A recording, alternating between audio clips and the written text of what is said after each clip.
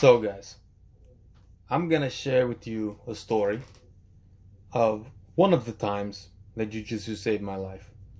There's been many instances where this has probably been the case. I've lived kind of a crazy life in the past. But yeah, so this story takes place in the Middle East. I'm not gonna say which country it was in, but it was in the Middle East. So I'm at this party with two females. We're chilling, dancing. It's dark in this party, right? But there's like party lights, like strobe lights, stuff like that. So I grab my phone, right? Take it out to make an Instagram story. I'm gonna make an Instagram story. So I start recording. All of a sudden, this person comes up to me, and I don't speak this guy's language very well. He doesn't speak my language very well, but he's like, yeah, don't record. It's like, all right, it's all good. It's not my place, it's no problem. I'm not going to record. So, like 30 minutes goes by, and I forget. Genuinely, I forget. I grab my phone, I pull it back out, and I start recording again, right? And I'm holding my phone like up above the crowd to record like that. All of a sudden, I feel my phone leave my hand, right? Leaves my hand. And I'm looking around. I see the dude that grabs it. It's just very dark, so I can't see him clear, but I see the dude that grabs it. And he walks into the bathroom. So this party was in an apartment, right? So it doesn't have like bathroom stalls. It's just like one bathroom that you'd have in a home.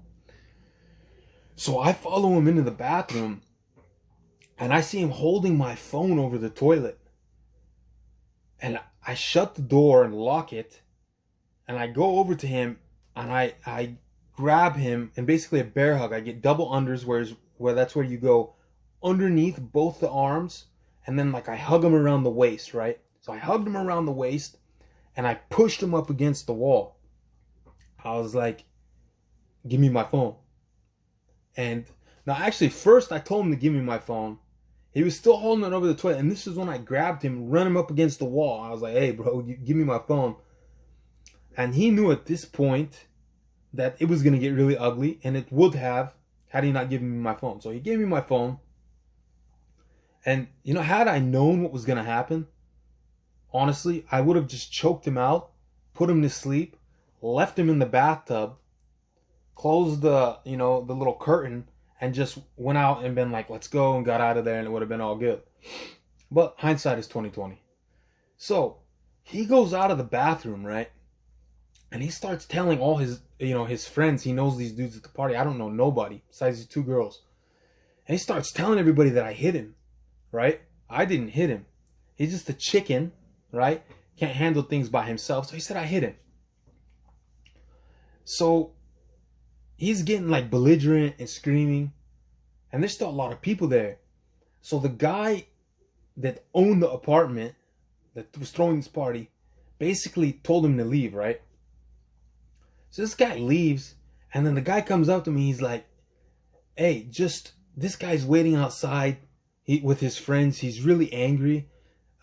Just wait till the party is over, and then you could leave when it's all good, when everything's clear. So I was like, all right, that sounds all right. So, but even though, he said that, and I was like, but still, I knew I had to find a weapon, just in case. I had to find a weapon. So I walk over to the little kitchen area, and in the Middle East, they smoke what they call shisha. They call it a shisha. In America, we call it a hookah, right? And they use these long metal tongs, right, to grab the coals. So I find a pair of these tongs. I grab them, and I shove them down the leg of my pants, just in case. It's like I gotta start going full kung fu kid, karate kid, and start smashing people in the head with this thing. So yeah, I grab it, shove it down the leg of my pants, and I'm just chilling. I'm looking around, making sure everything is all good. After a while, I really thought everything's all good, everything's fine. So I took these tongs back out and I put them back. Right? So everyone starts dispersing from the party at this point, right? And almost everyone was gone, but there were still I would say 5 to 7 guys. Exactly, right? 5 to 7 guys. And by the way, I'm not embellishing this story at all. Not even a little bit. Not exaggerating it. This is how it went down. So there's like 5 to 7 guys still left there, plus the dude that threw the party. And all of a sudden, once everyone was gone, besides these 5 to 7 dudes, one of the guys opens the door, and this guy comes back in, and this guy's belligerent. So basically, they laid a trap for me, is what they did. And so there's the 5 to 7 guys in between me and the door for the apartment. There's one way in and out of this apartment. That's the door. And they're standing in between me and the door, and I got 2 girls behind me. So he comes up to me. He's like, sit down. Told me to sit down. I told him, I'm not sitting down. It's not gonna happen. I'm not sitting down. So when I said that, he reached into his pocket. And I knew, just instinctually, I knew he had a knife, and that's what he was going for. So as soon as he put his hand in his pocket, I also knew that I am already at an extreme tactical disadvantage.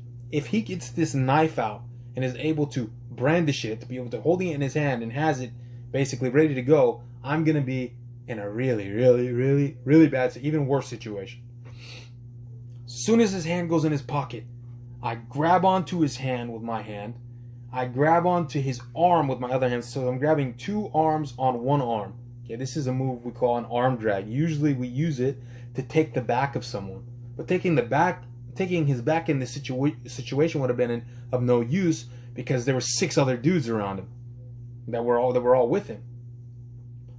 So I grab his hand, grab the arm, and I use this arm drag position to pull him past me as hard as I can. Now remember, these guys are in between me and the door. So I pull him past me as hard as I can, and I explode with all my power into the door, right? To get to the door, I grab onto the door, I pull it open.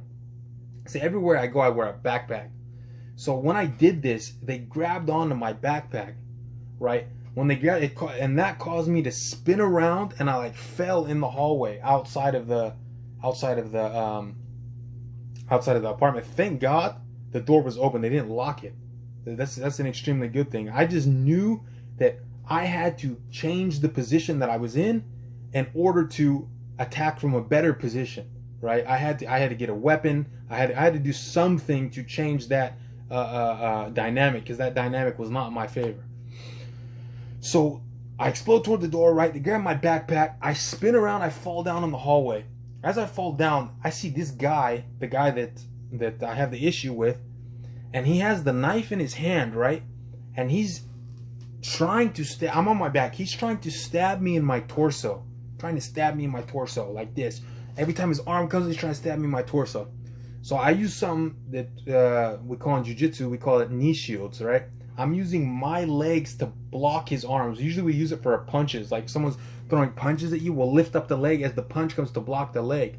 But I'm using it in this case to stop the arm from reaching my torso. He's trying to stab me, He does it about 5 or 6 times. After that, I managed to like do a tactical get up, like a real quick tactical get up. And like I ran down this hallway, okay? I'm looking for anything. As I said, a bar, a shovel, whatever. Just something to give me an advantage. At this point, I think like one of the guys that was there, that was with them, like thought it was going too crazy at this point, right?